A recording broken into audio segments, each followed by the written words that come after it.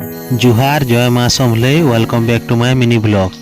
इटा होचे 16 मडलार बोर्ड वाल थी इंस्टॉल होचे लेवल स्केल थी लेवल करा है। इथि अच्छे लाइट पॉइंट 5टा फैन पॉइंट 2टा आ प्लग पॉइंट 2टा आ इंडिकेटर उठे रहबा। इटा बोर्ड पूरा स्क्रू मारी कर जाम करा हैला न। इटा 16 मडलार प्लेट थी मडला सॉकेट स्विच लगवा इंडिकेटर रेगुलेटर। इटा बोर्ड पूरा फिटिंग है छे। एखन वायरिंग स्टार्ट हवा।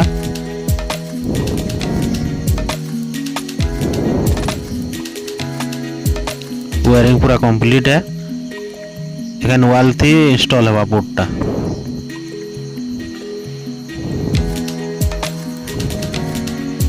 पूरा फुल टाइट स्क्रू मरा होचे पूरा कंप्लीट।